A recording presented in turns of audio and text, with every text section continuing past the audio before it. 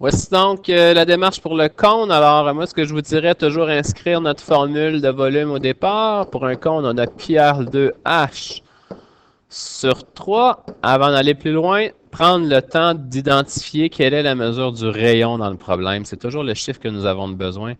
Donc, si le diamètre est 18, le rayon, ça va être la moitié de ça, donc 9 cm. Pour la suite, on inscrit les chiffres dans la formule. Pour ma part, je remplace pi par 3.1416. Il y a des enseignants qui vont garder la constante pi. Moi, je préfère le remplacer. Le rayon sera de 9, qu'on nous demande de mettre à la 2, selon la formule. Et la hauteur est de 12.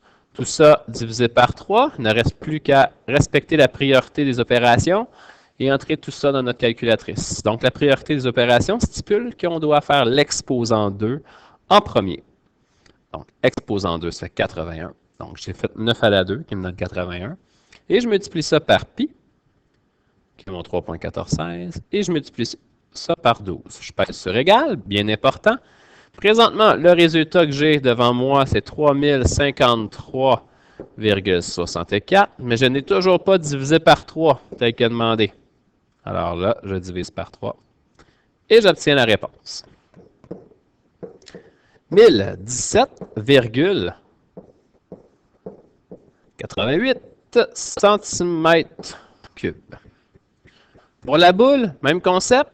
Donc, le volume d'une boule, c'est 4 pi r3 sur 3.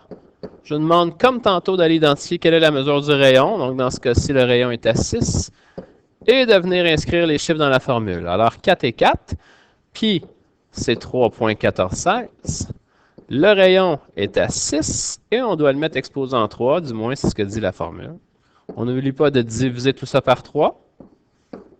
Alors, priorité des opérations l'oblige, on fait le 6 à la 3 en premier.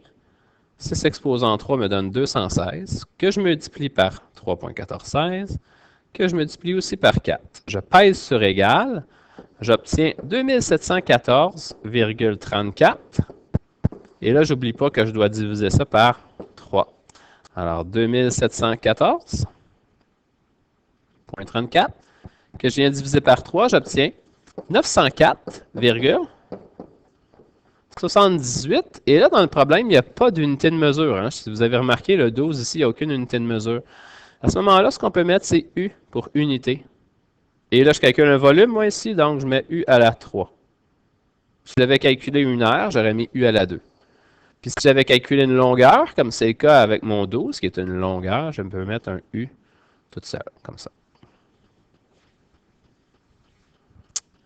Voilà, suite dans les prochaines capsules pour les autres formes.